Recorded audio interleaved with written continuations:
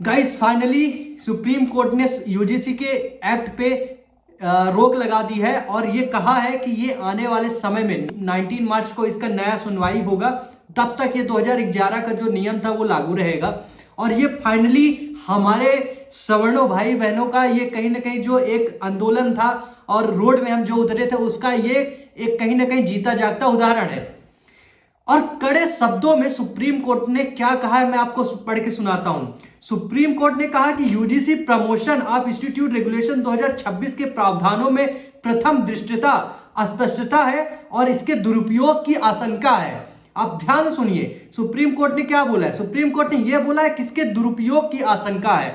दूसरे नंबर में उन्होंने सुप्रीम कोर्ट ने क्या बोला है। सुप्रीम कोर्ट ने कहा केंद्र सरकार के इस नियमों को दोबारा ड्राफ्ट करने के लिए कहा है, तब तक इस नियमों के लागू होने पर रोक रहेगी। एक बहुत बड़ी बात जो सुप्रीम कोर्ट ने कही है उसको आप ध्यान लगा के सुनिएगा।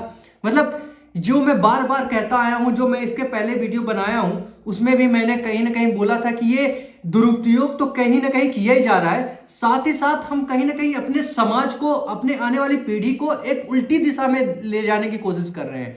ये जो एक्ट है वो एक मानवता वाला एक्ट नहीं है, वो सबको मिला के चलने वाला एक्ट नहीं है। ये एक्ट एक ऐसा एक्ट है जिसको हम, जैसे हमारी सोच पुराने वाली सोच थी, हम उस पीढ़ी में जाने वाली सोच को ये दर्शाता है कि एक एजुकेशन वाले स्तर में हम जा रहे हैं, एक कॉलेज में हम जा रहे हैं शिक्षा लेने के लिए, पर हमें जो पढ़ाया जा रहा है तो एक जो पुरानी सोच है वो हमें पढ़ाया जा रहा है।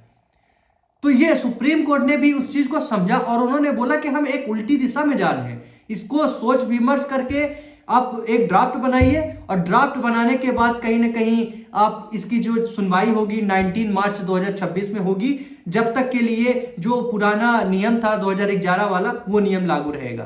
तो एक ये बड़ी जीत है हम लोगों के लिए। जय हिंद, जय भारत।